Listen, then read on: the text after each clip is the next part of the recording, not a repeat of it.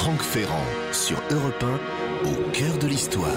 Et oui, lui aussi est venu, comme toute l'équipe d'Europe 1, jusqu'à la place de la Comédie, à Montpellier. Franck Ferrand vient nous parler d'histoire, dans une ville où siège la plus ancienne faculté de médecine, vous l'avez dit avec Patrick, encore en activité au monde. Bonjour Franck. Bonjour Julia. C'est en effet une bulle du pape Nicolas IV qui a officiellement, mais nous verrons qu'en fait c'était plutôt une officialisation, qui a fondé cette université de médecine et de pharmacie. On était en 1289. Ça fait quand même plus de 720 ans. Cela m'a donné envie de vous parler médecine aujourd'hui et de l'aborder sous l'angle d'un certain nombre de grandes découvertes qui ont fait avancer cette discipline. Est-ce que vous nous parlerez aussi de l'université de Montpellier en elle-même ? Oui, nous évoquerons l'histoire de l'université en compagnie d'un de ses plus éminents professeurs qui va nous éclairer sur cette belle histoire. Mais avant ça, parmi les gloires du panthéon médical et chirurgical, j'ai choisi la figure très spéciale, très singulière, comme on disait à l'époque. J'ai choisi le destin inouï de Vézal. Vézal, c'est un de ces noms que l'on cite régulièrement. Oui, c'est l'inventeur de la dissection et de l'anatomie. Vous allez voir qu'il est encore plus que cela. –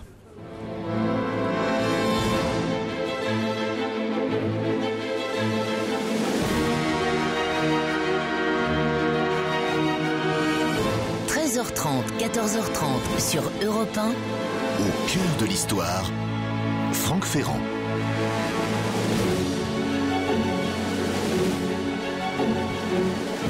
Certains hommes très rares ont le pouvoir très noble de créer de nouvelles perspectives. Ils ouvrent des horizons, ils tracent des voies inédites. Là où depuis très longtemps, depuis des siècles, parfois depuis des millénaires, tout le monde avait l'habitude de voir les choses de la même façon, de les répéter, de les réitérer, de les faire également toujours de la même façon, eh bien eux portent sur le monde, ils portent sur la matière, sur ce qu'ils ont sous les yeux, un œil neuf.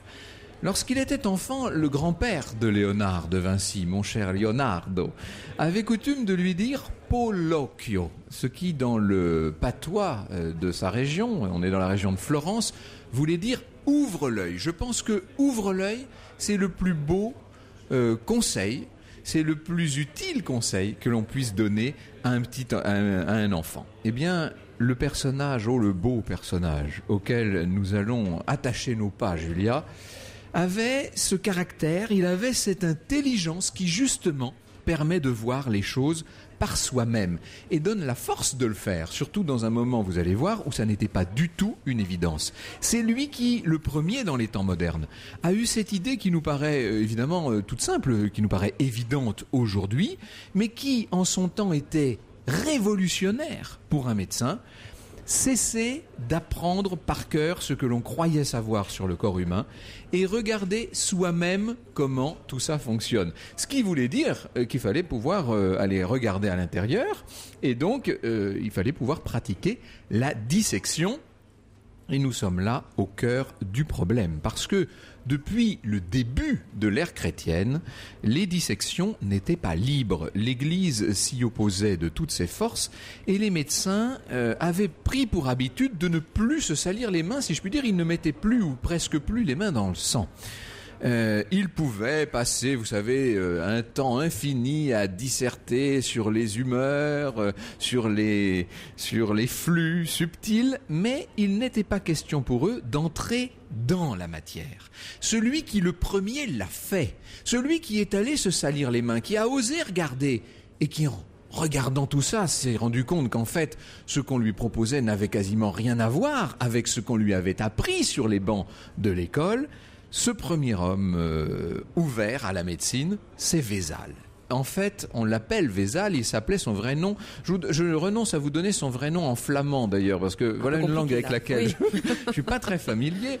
Mais en tout cas, on l'appelait Andries van Vézel. Van Vézel, il était effectivement, sa famille était originaire de cette partie de la Rhénanie, vous savez, de cette région de Vézel. Il avait comme nom latin Andreas Vesalius.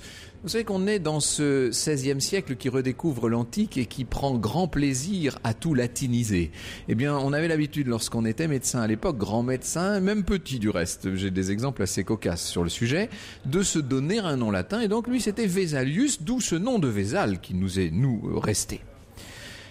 il n'était pas tout à fait nouveau dans la profession, c'est le moins qu'on puisse dire. Il faut quand même savoir que Vézal était fils d'apothicaire. Son père était l'apothicaire de Marguerite d'Autriche. Il a travaillé donc directement pour le filleul de celle-ci, c'est-à-dire pour celui qui n'était pas encore l'empereur Charles Quint, mais qui déjà était le roi Charles d'Espagne.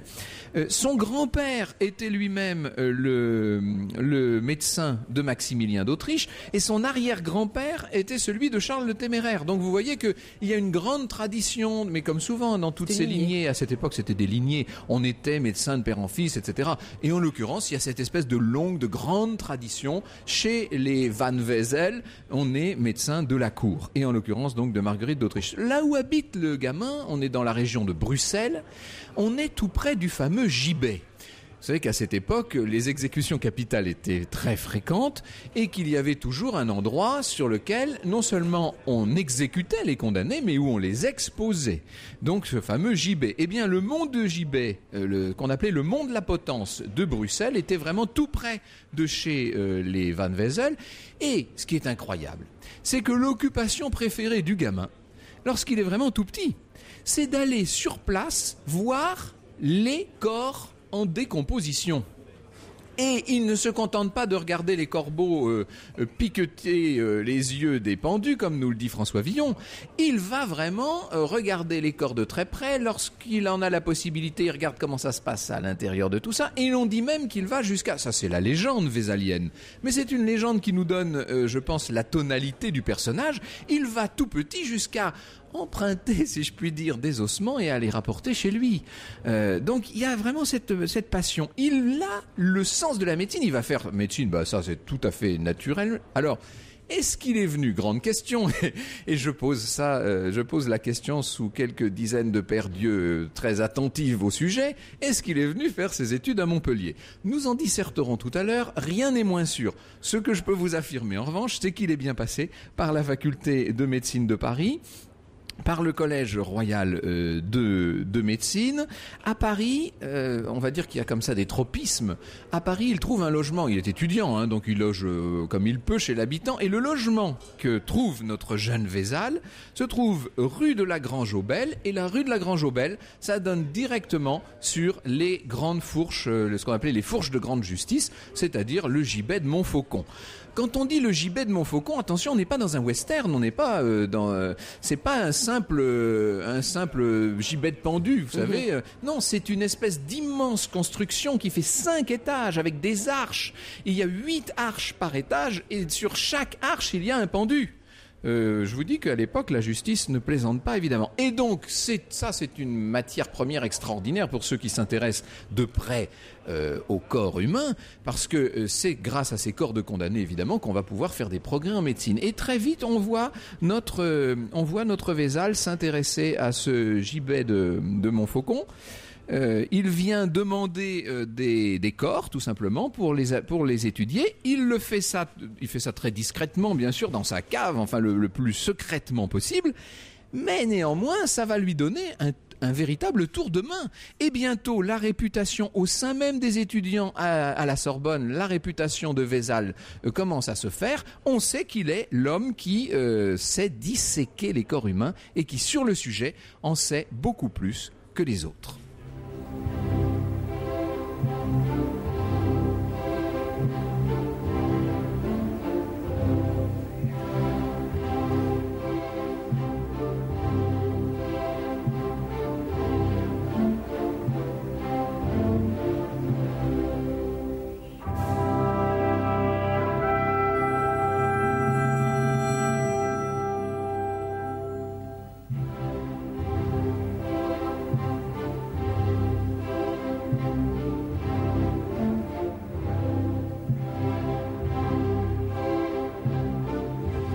Extrait de Carmina Burana sur Europe 1. Restez avec nous, on retrouve Franck Ferrand au cœur de l'histoire de Vézal aujourd'hui sur Europe 1 dans un très court instant, c'est promis.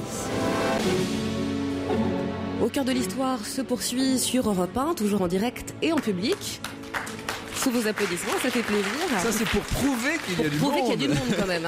Et que le soleil revient en plus. On nous avait dit qu'il pleuvrait, vous voyez, finalement. Montpellier est une très belle ville, les gens sont charmants et il fait beau en plus. Alors, nous étions quand même avec Vézal, parce que c'est vrai qu'on a envie de prendre le café, là, vrai, Julia, mais on a quand même des gens qui nous écoutent, il faut qu'on avance sur notre histoire. Et Vézal est donc à Paris, en train de faire ses études, et ses camarades commencent à savoir qu'il a l'habitude de disséquer. Vous savez qu'à l'époque, on fait que 2 dissections par saison, la saison d'hiver, pour des raisons que je n'ai pas besoin d'expliquer. On fait ça dans ce qu'on appelait les théâtres d'anatomie, qui vont se développer plus tard, un bon siècle plus tard, mais qui existent déjà. Alors, ces dissections se font de la façon la plus assommante qui soit, puisque, si j'ose dire, puisqu'en fait, vous avez le professeur qui enchère lit Galien. Alors Galien, c'est la référence, on y viendra tout à l'heure avec mon invité, évidemment. Galien, c'est la grande référence incontournable. Donc on lit Galien, en latin s'il vous plaît évidemment, et puis pendant qu'on vous lit Galien, eh bien vous avez un simple barbier, parce que ce sont les barbiers qui ont pris peu à peu l'habitude d'intervenir sur le corps humain, ce sont eux qui font les saignées, etc. Ce sont eux qui font les interventions, ce qu'on pourrait appeler chirurgicales. D'ailleurs bientôt on va parler de chirurgien barbier.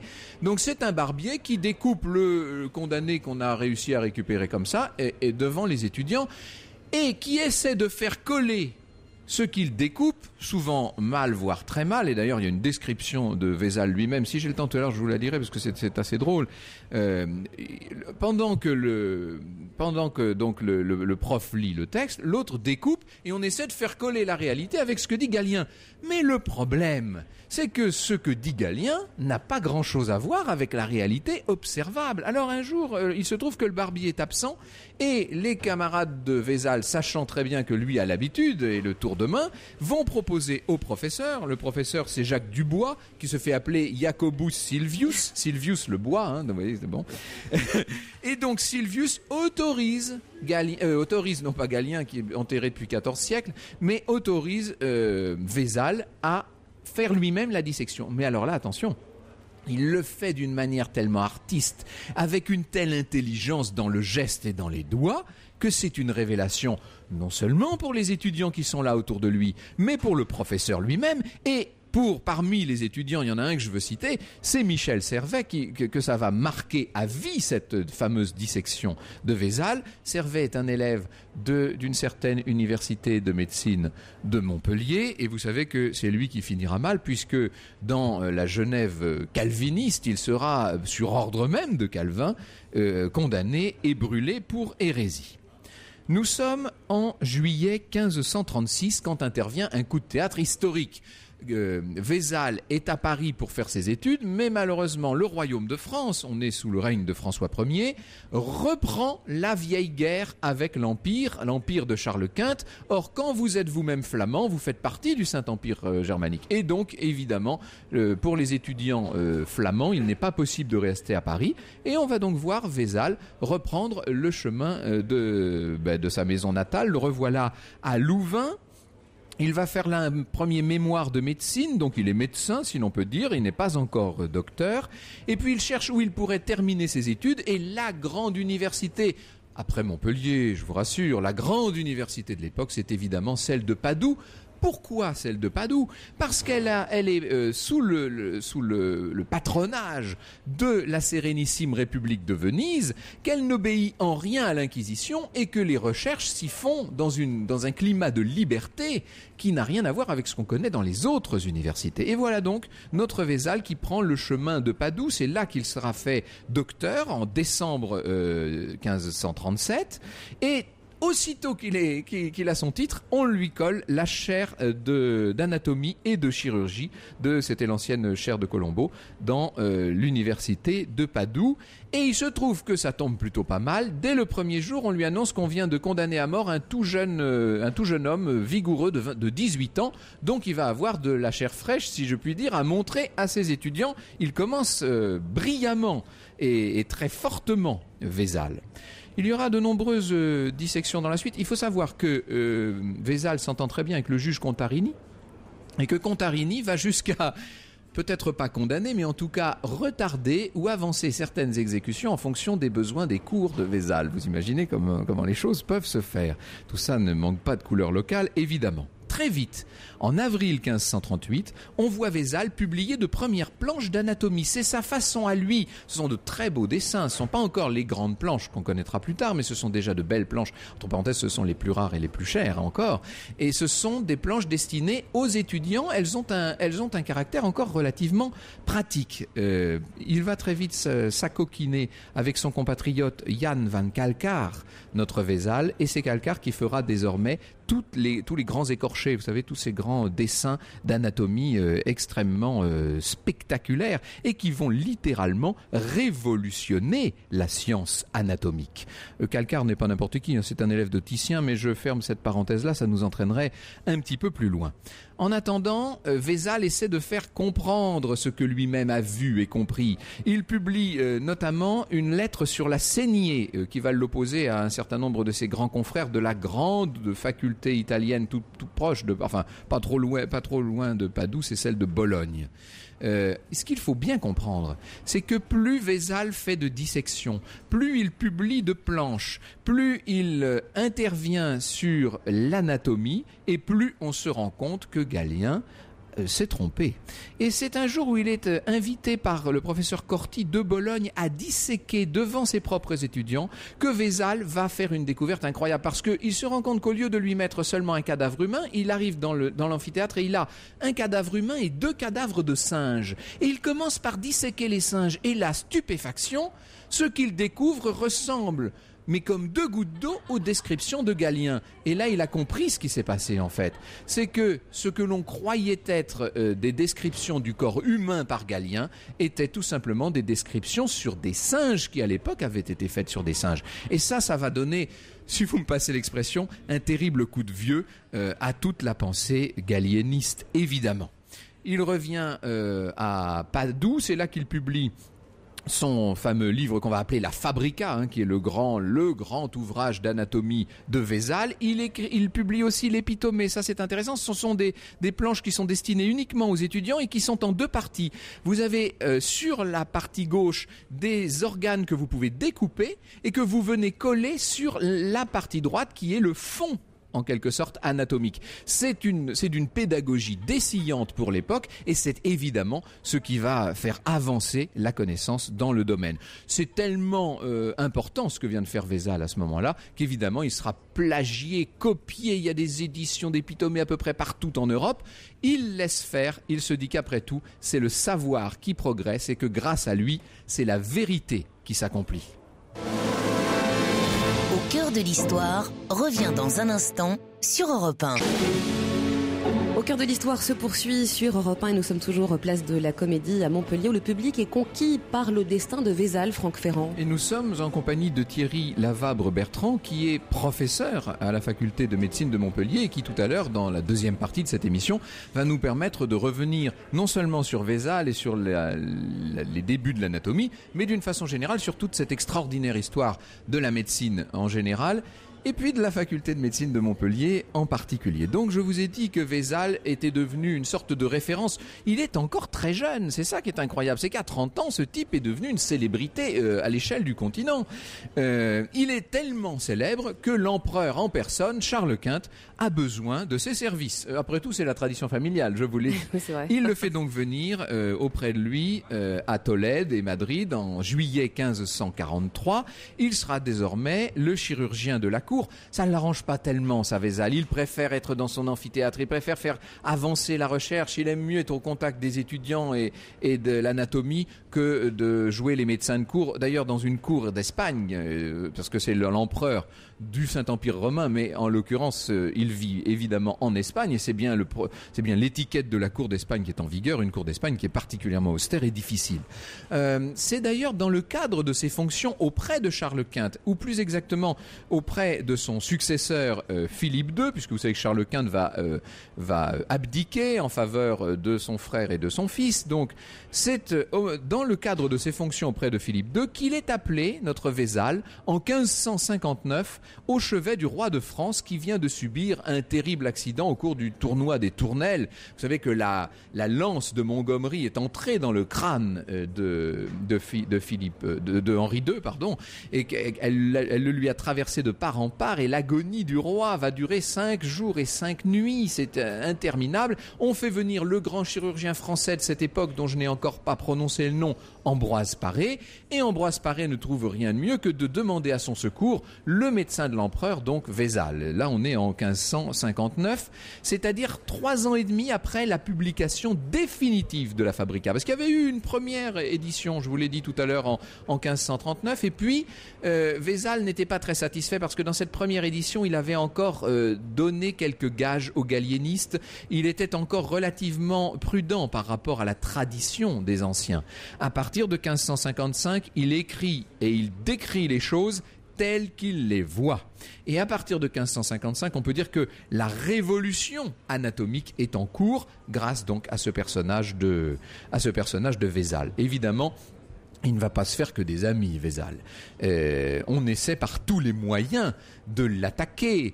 Vous imaginez les jaloux que ça peut constituer. Et puis ça, malheureusement, est toute proportion gardée. Évidemment, j'ai connu ça très modestement lorsqu'on remet en cause un certain nombre de thèses historiques par rapport à l'université. Les professeurs d'histoire qui sont là depuis des décennies à raconter la même chose à leurs étudiants, ils n'aiment pas tellement qu'on remette en cause la Vulgate. Eh bien, vous imaginez ce qu'il en est au XVIe siècle lorsqu'on parle de médecine, discipline considérée comme sacrée, comme philosophique, discipline antique par essence, nous allons voir ça tout à l'heure. Remettre en cause la tradition, remettre en cause Aristote, remettre en cause Galien, c'est évidemment extrêmement mal vu. Et pour Vézal, c'est terrible, bien entendu. Alors, on va sans doute lui tendre un piège. À partir de ce moment, je ne sais pas si ce que je vous raconte est l'authentique vérité ou si c'est la légende, pour le coup. Mais en tout cas, la légende est si belle et elle est tellement illustrative qu'elle vaut d'être racontée. On dit qu'une grande dame madrilène était tombée malade et qu'on a bien sûr appelé Vézal à son chevet. Vézal est arrivé trop tard, la pauvre dame a rendu son dernier souffle dans ses bras. Et il s'est dit quand même, c'est étrange, c'est une curieuse mort, il faudrait voir de quoi est morte cette femme. Et donc il demande à la famille l'autorisation de l'autopsier. On commence l'autopsie et là, le frère de la patiente, enfin de la morte en l'occurrence, aurait remarqué un battement du cœur. C'est d'ailleurs tout à fait possible ça, anatomiquement, mais en tout cas il aurait remarqué que l'organe bougeait. Et donc, ça va être un motif d'inculpation terrible pour Vézal, puisqu'on l'accuse de disséquer des vivants. Mais nous voilà tout simplement bien au-delà du charlatanisme, nous voilà dans la diablerie. On est dans l'hérésie la pire qui soit, procès en inquisition, et voilà Vézal condamné à mort. Alors je vous ai dit qu'il était évidemment médecin du roi d'Espagne, en l'occurrence Philippe II. En tant que médecin du roi, le roi va intervenir et va commuer la peine en pèlerinage, ce qu'on appelle le grand pèlerinage, c'est-à-dire qu'on lui demande d'aller en Terre Sainte. Il fera ce pèlerinage en Terre Sainte, sauf qu'il est rappelé par l'université de Padoue, car le grand chirurgien Gabriel Fallope vient de mourir à ce moment-là, on lui propose la chair. Il veut revenir de Jérusalem un peu trop vite, il choisit, j'ai envie de dire, le mauvais convoi, et finalement, il va être atteint du scorbut, du typhus, et il meurt à l'âge de 50 ans, vous imaginez, dans l'île de Zante, l'île qui s'appelle Zakynthos en grec, hein. Donc, loin de tout, loin du monde, on peut dire que l'Inquisition, en quelque sorte, ou plus exactement, la tradition, auront eu sa peau.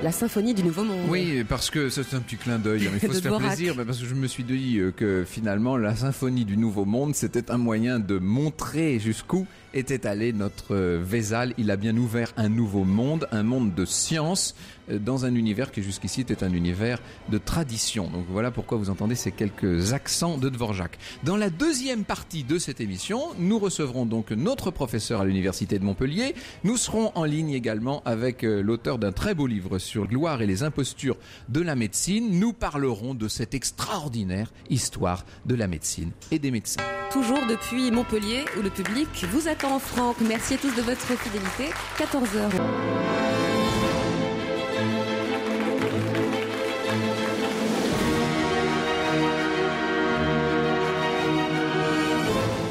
13h30, 14h30 sur Europe 1. Au cœur de l'histoire, Franck Ferrand.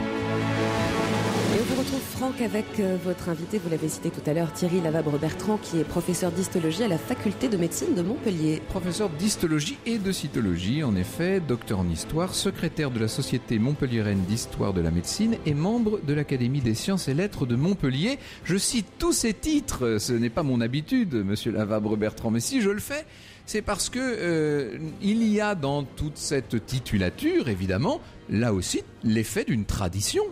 On aime dans la médecine marquer les étapes, en quelque sorte. Est-ce qu'on peut dire ça ? Oui, on aime marquer les étapes et puis on aime aussi faire ressortir que le fait que la médecine, c'est bien sûr d'un côté de la science, c'est de la clinique et ça devrait être aussi de plus en plus de l'histoire parce que réfléchir sur les sources de son savoir, c'est aussi mieux le comprendre et mieux l'assumer. Alors quel est votre avis à vous ? Est-ce que Vézal est venu, est-ce qu'André Vézal, donc, dont nous venons de suivre le parcours assez extraordinaire, mort très jeune mais en laissant le plus grand des héritages, est-ce que Vézal est venu étudier à Montpellier ? Et lorsqu'on lit les différents auteurs, certains le disent, qui seraient venus même un petit peu avant d'aller à Paris. En fait, on n'en a pas du tout de preuves. Et probablement, les gens se recopiant, les historiens se recopiant souvent les uns les autres, vraisemblablement, le message est passé de l'un à l'autre comme ça. On n'a pas de preuves objectives qui soient venues. Par contre, il a connu un certain nombre de gens qui ont été formés à Montpellier, parce qu'il ne faut pas oublier qu'à l'époque... Oui, je citais Servet incidemment, mais il y en a bien d'autres. Hein. Il y avait Servet, il y a eu aussi des gens comme Rondelet, par exemple. Oui. Fondamental, Rondelet, parce que c'est lui qui a attiré tellement de grands penseurs. On pense évidemment à Rabelais. On pense évidemment à Rabelais, qui a été son ami. On peut d'ailleurs remarquer que 1537, vous l'avez dit, c'est la thèse de Vézal. La même année, Rabelais passait sa thèse de médecine à Montpellier. Thèse docteur en médecine à Montpellier. C'est en quelque sorte l'épicentre de la médecine des Gaules, Montpellier. Voilà, c'est-à-dire que Montpellier va être vraiment le centre médical majeur, on peut dire, de la France. Alors en concurrence plus ou moins vive selon les périodes avec Paris, mais en se prévalant d'une certaine antériorité. Vous avez fait référence tout à l'heure à la fameuse bulle de Nicolas IV, fondant l'université, ce qu'on appelait à l'époque le Studium Generale de Montpellier. Mais enfin, ça c'est la dernière étape, voilà, en quelque sorte. Il y avait bien des prémices. L'université, pourrait-on dire, pluridisciplinaire, médecine, théologie, lettres, etc. En fait, dès 1220, par un acte des statuts officiels donnés par le légat du pape, le cardinal Conrad, donc 1220, eh bien, l'école de médecine de Montpellier, officiellement, qu'on appellera d'ailleurs l'université de médecine de Montpellier, est constituée, ce qui fait que 1220, ça va faire le 800e anniversaire dans 10 ans, dans 9 ans. Comme vous le disiez, c'est la plus ancienne date. Je cherche les responsables de la station qui étaient là. Ils sont là, ils l'ont bien noté. Ils ont bien noté. On va prendre date pour ce grand anniversaire. Très bien, on compte sur vous. Et effectivement, comme vous le disiez, donc ça fait bien de Montpellier la plus ancienne faculté encore en exercice, puisqu'il y avait l'école de Salerne au sud de Naples qui était nettement plus ancienne, mais Salerne a fermé ses portes en 1811. Alors, ce qu'il y a d'étonnant dans l'origine de cette université de médecine, c'est que ça n'est pas une fondation ex abrupto. On ne déclare pas qu'ici on va enseigner la médecine. Au départ, ça se fait de façon assez... Il y a un tâtonnement, ça se fait par la force des choses, c'est presque empirique comme naissance. Oui, tout à fait. C'est aristotélicien comme naissance. Tout à fait, c'est très empirique parce que Montpellier est d'emblée, et Montpellier par rapport à d'autres villes de la région, je pense on peut penser ou proches, telles que Marseille, Agde ou autres, Montpellier est une ville relativement récente, le 9e, 10e siècle. Et bien très vite, Montpellier devient un nœud de communication et va devenir un centre commercial, bien sûr, attirant les médecins, attirant des gens qui ont une formation issue de toutes les cultures du pourtour de la Méditerranée, qu'elles soient chrétiennes, juives ou arabes. Et de cette symbiose, donc, la réputation médicale de Montpellier va très vite se faire, à tel point qu'en 1180, le seigneur de Montpellier, Guillaume VIII, va promulguer un édit rendant totalement libre l'exercice et la pratique de la médecine. Et 40 ans après, bien, je vous ai dit, on fait marche arrière totalement, puisque des statuts officiels vont donner le monopole de l'enseignement et de la pratique de la médecine à une université de médecine. Cette université va jouir évidemment, va bénéficier considérablement de la présence ou de la proximité de la cour pontificale d'Avignon. Voilà, alors très vite, effectivement, donc quand on dit très vite, c'est Avignon va démarrer à partir des années du tout début du XIVe siècle. Et effectivement, la proximité de la cour pontificale va accroître considérablement le rayonnement de l'école. Et un certain nombre de maîtres illustres, par exemple Arnaud de Villeneuve, auront des rapports très proches avec certains papes d'Avignon. Ce qui veut dire aussi que lorsque les papes rentrent à Rome, l'université périclite un peu. Oui et non, parce que en fait, entre-temps, Montpellier est entré officiellement dans l'escarcelle, si on peut dire, du roi de France. Ce qui veut dire que, en fait, le pouvoir royal va essayer de capter à son profit ce grand rayonnement, et il va commencer à... Le meilleur moyen de phagocyter une institution, c'est de la payer, et donc d'instituer ce qu'on appellera 4 régences, 4 chaires officielles de professeurs payées sur les deniers publics. Alors professeur, ma question est évidemment celle d'un néophyte, mais est-ce qu'il y a une teinture particulière de l'enseignement de la médecine dans telle ou telle université au XVIIIe ou XIXe siècle? Est-ce que le fait d'avoir fait Montpellier vous ouvre à des disciplines ou des modes soit de réflexion, soit de pratique différents de ce qu'on pourrait avoir ailleurs? Oui, certainement, et c'est vrai probablement jusqu'au XXe siècle. C'est-à-dire que chaque école est animée d'un certain esprit. Alors de façon hyper schématique, si on revient sur la controverse ou la concurrence Montpellier-Paris, il est certain que l'école de Paris passera pour beaucoup plus, entre guillemets, matérialiste, et l'école montpelliéraine, pas forcément spiritualiste, mais très attachée à l'hippocratisme. Quand même, voilà, oui. À l'hippocratisme, à l'humanisme, et qui prendra notamment au XVIIIe et tout au long du XIXe siècle un visage d'une doctrine médicale particulière qu'on a appelée le vitalisme. Le vitalisme. Alors le vitalisme, eh bien oui, c'est un nom qui paraît assez mystérieux, c'est pas trop compliqué à comprendre. Si on raisonne sur le progrès des sciences, il est certain que très vite, à partir du XVIIe, XVIIIe siècle, les médecins sont confrontés à la question, mais finalement, la physique et la chimie peuvent-elles nous expliquer la totalité de l'être humain? Et la question reste encore un peu pendante. Et à l'inverse, les théologiens, les philosophes peuvent dire, pas du tout, c'est l'âme pensante qui fait finalement la spécificité de l'être humain. Et le vitalisme, qui d'ailleurs va naître un peu la synthèse des deux. Au contact de l'encyclopédie, va se vouloir une voie moyenne, disant finalement, ce qu'on n'appelle pas encore la biologie, la science du vivant, c'est quelque chose d'autonome. Une voie médiane et néanmoins transcendante. Europe 1, au cœur de l'histoire, jusqu'à 14h30 sur Europe 1. Plongez au cœur de l'histoire avec Franck Ferrand. Je ne sais point sur quoi cette imagination leur est venue, mais quand j'ai vu qu'à toute force, ils voulaient que je fusse médecin, je me suis résolu une lettre aux dépens de qui il appartiendra. Cependant, vous ne sauriez croire comment l'erreur s'est répandue et de quelle façon chacun est endiablé à me croire habile homme. On me vient chercher de tous les côtés. Et si les choses vont toujours de même, je suis d'avis de m'en tenir toute ma vie à la médecine. Je trouve que c'est le métier le meilleur de tous. Car soit qu'on fasse bien, ou soit qu'on fasse mal, on est toujours payé de même sorte. La méchante besogne ne retombe jamais sur notre dos, et nous taillons comme il nous plaît sur l'étoffe où nous travaillons.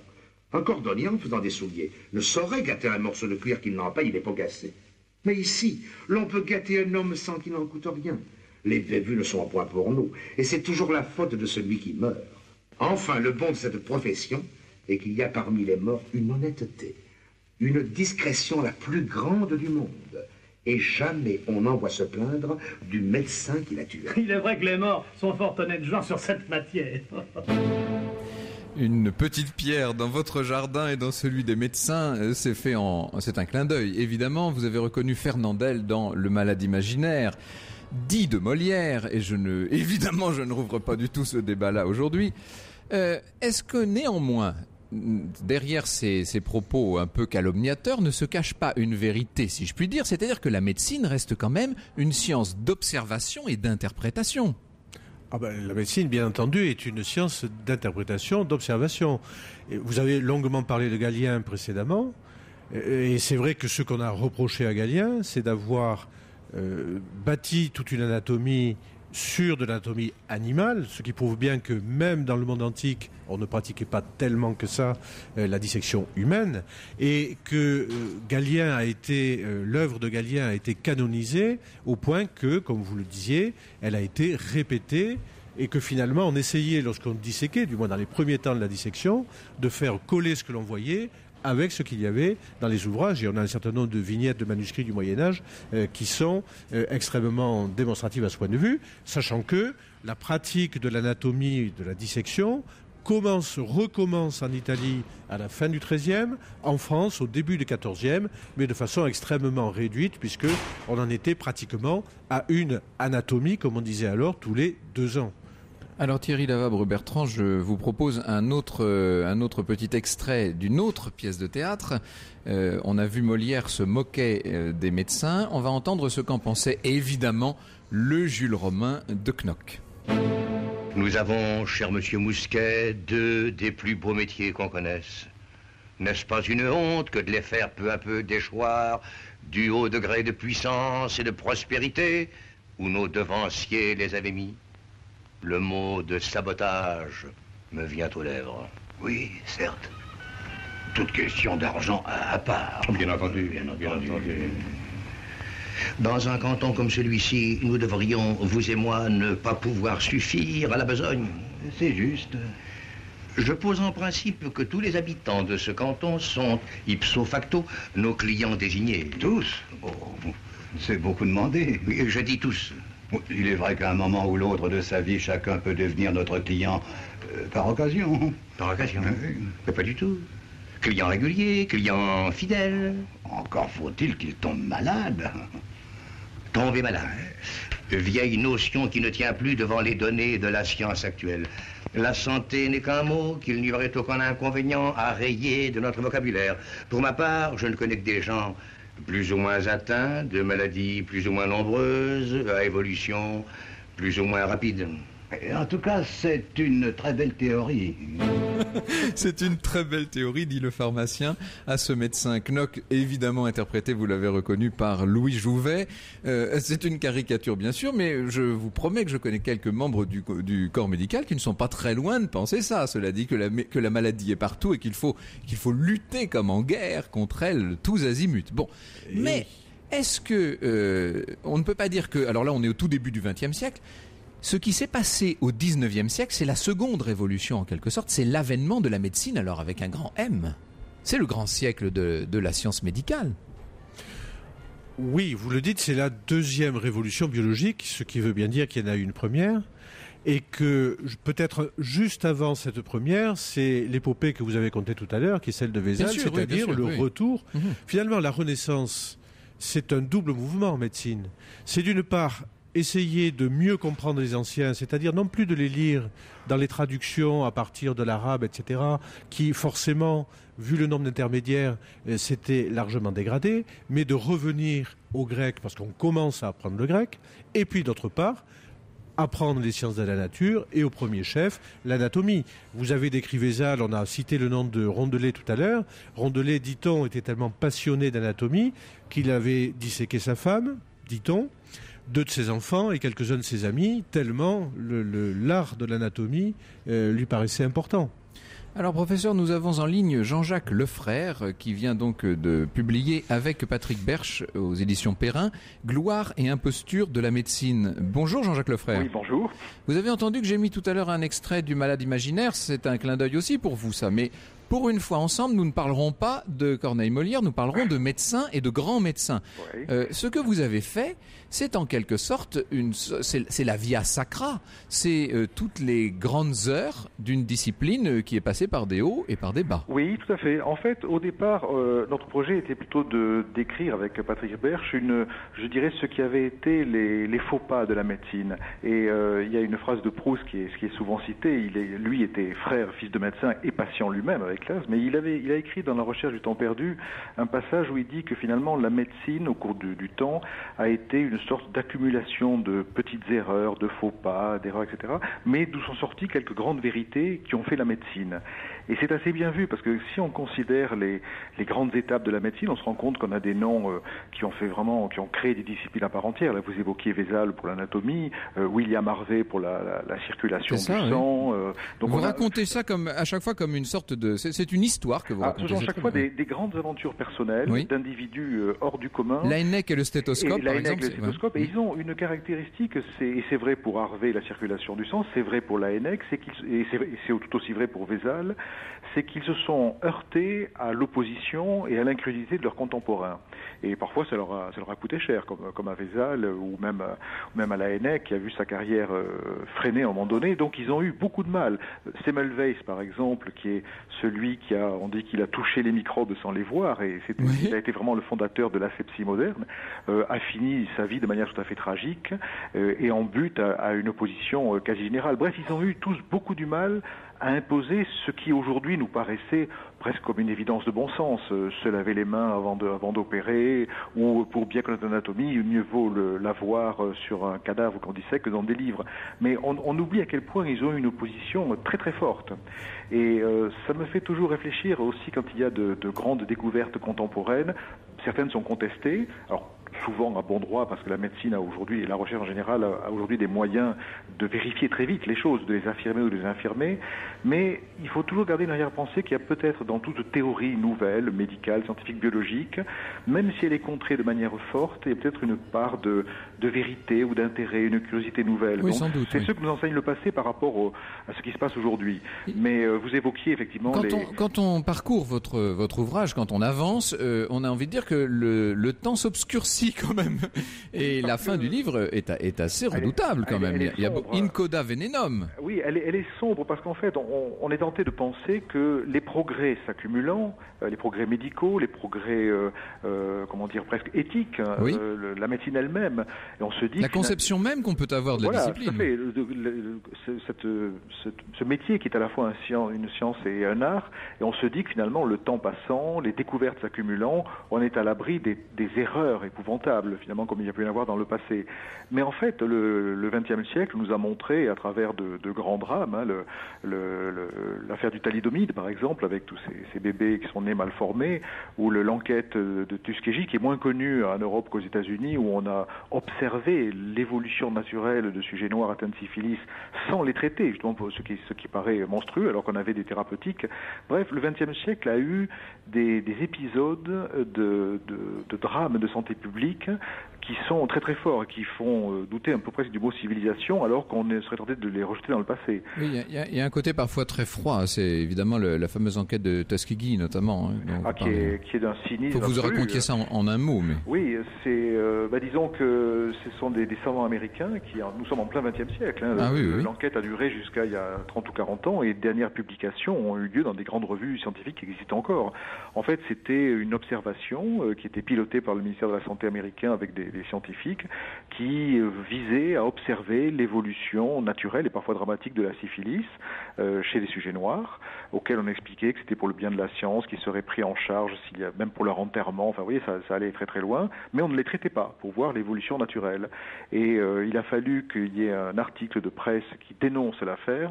Alors ça a généré aux États-Unis un énorme scandale qui a fini avec des excuses du président de la République. Oui, du président des États-Unis lui-même. Donc, et ça, nous sommes en plein XXe siècle. L'histoire aujourd'hui, l'épisode du Mediator est un drame que l'on a vécu ces derniers mois. On en a d'ailleurs évoqué un certain nombre sur cette antenne même l'été dernier. Merci beaucoup Jean-Jacques Lefrère.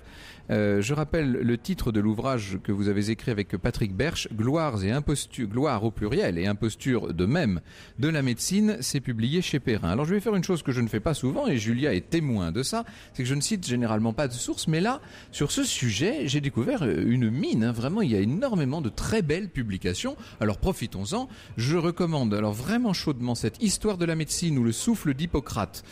C'est sous la direction du professeur Axel Kahn, et c'est un très beau livre édité par l'Université Paris-Descartes, désolé, et les éditions de La Martinière.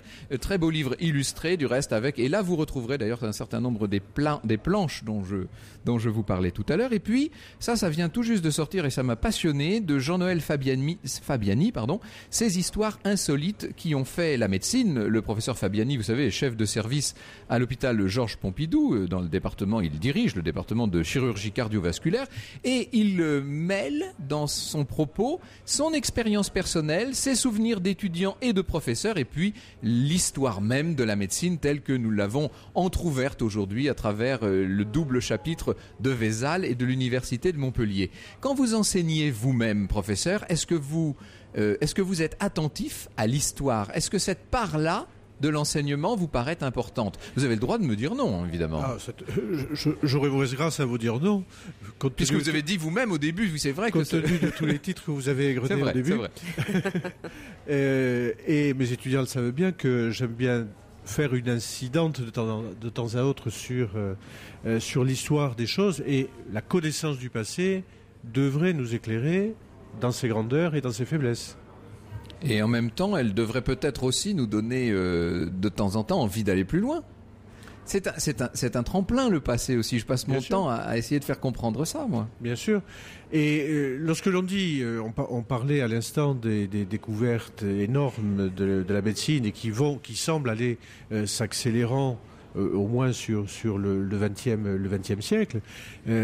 Oui, le savoir technique a progressé beaucoup. Est-ce que le savoir éthique, est-ce que le savoir humaniste, qui fait aussi partie de la médecine, a progressé de façon équivalente? On peut parfois en douter. Quel exemple nous donneriez-vous, professeur Thierry Lavabre-Bertrand? Est-ce qu'il y a, d'après vous, une ou plusieurs figures qui ont montré la bonne voie? Est-ce qu'il y a des gens qui sont un peu vos modèles, en tout cas vos figures d'élection?